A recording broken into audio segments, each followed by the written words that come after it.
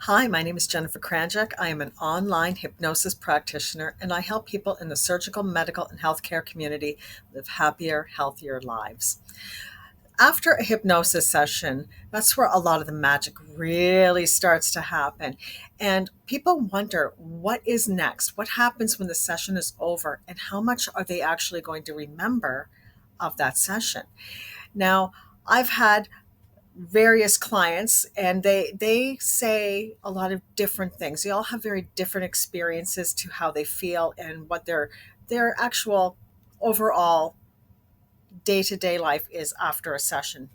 So when a session is completed and we say goodbye online and you go off and you have your sleep integration, what's going to happen is you're going to continue to change and grow, and the neurology is going to continue to make connections and adjust so that you have better, more positive, more realistic responses with your emotions rather than something that's overblown and out of control, even breaking those thought loops that you might have been having over a lot of stress or some negative situation or trauma. Now, how much do you really remember after you've finished your sleep integration as part of your session? You wake up, some people say they feel fine, they feel normal, they just go about their day. Then there's some people where there's a lot of neurology that has to happen. A lot of change really does need to be made because there's so many side effects from a core problem that are now being worked on because they are connected to that old situation. Therefore, the emotional responses now have to change, and you have this domino effect that just kind of continues where it knocks out all of the other problems that you were having based on that core issue. So what ends up happening is that sometimes people feel a bit moody, a little grumpy, a little lethargic. They just need a day wrapped up in a blanket and they don't really want to go anywhere. But they can still function. Everything is fine. They're not depressed or sad. They just kind of feel a little out of sorts because they're not sure what to feel now, because their mind is still trying to figure it all out because it's realizing those old responses weren't the correct response. So now it's relearning how to have those new responses. So that's why you feel a little out of sorts, because your mind is actually grasping for the new response and what it wants it to be. Now, what does it feel like afterwards? Like, how much are you going to remember? Well, everybody's different. You might remember the entire session from beginning to end, and that's okay. There's some people that remember some of the session. They remember what's going on for the most part, but then there's big chunks of the session they have no recollection of whatsoever. And there's the people who remember absolutely nothing, at all. They just remember nothing. It's a complete blank to them. And the reason why a lot of people don't remember what's actually happening in the session is because you are so deeply inward that your mind is actually making these connections. It's almost like a dream state. You know, when you go to sleep and you have this really interesting dream and you wake up and you think, wow, that was really cool. Hold on just a minute. I can only remember a little bit of it. And I'm trying to recall what's all going on there in that dream, but I don't remember. It's kind of like that type of an experience. Something did happen, but it was happening on a much deeper, deeper level. That's why your mind is not remembering it. It's also deleting a lot of information that it doesn't need anymore. It's all the mistakes that it might have been making with your responses, and it's realizing that it's not relevant. So you're kind of in that almost like a dream state, like you would be with your REM sleep cycle. Now, I've had clients, they've been to traditional therapy and they're encouraged to, do a lot of self-evaluation in these sessions with a traditional therapist, and they have a notebook and they bring a pen and they're writing things down furiously while they're in hypnosis, trying to, think, having these groundbreaking moments of, realization and profound moments that are life changing for them. And they're writing it all down. And then I get a call the next day saying, I wrote all this stuff down and I have no idea what any of it means, because they've lost that memory. It's a little bit about what we call hypnosis amnesia.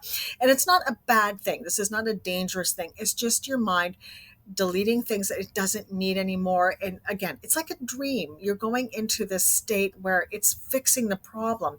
So it's not about needing to remember everything about the session. What you're really looking for are the results of the session. That's why you go to hypnotherapy. You want results. You're suffering trauma and it's affecting your life. Maybe it's causing you to crave alcohol, or you're overeating, something like that, or you're having claustrophobia, or you're suffering the effects of PTSD, or your self-confidence and your imposter syndrome might be exploding.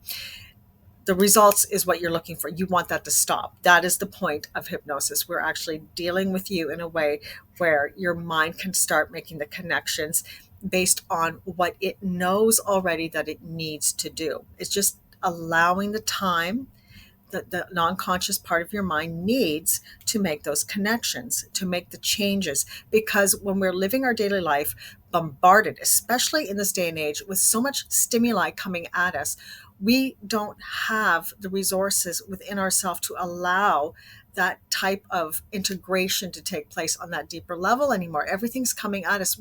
Our mind cannot keep up with all of the stimulation.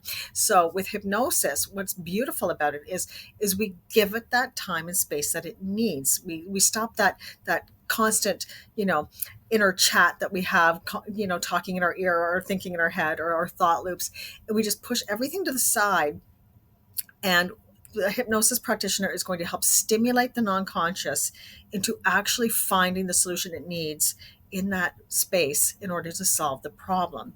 So whether you remember the process of what's actually going on or not is completely irrelevant to the therapy, because it's not what's happening for you to remember, it's the results that you're looking for. All you were trying to do is get the mind to correct an overblown response so that you can move forward with long-lasting results that will go with you.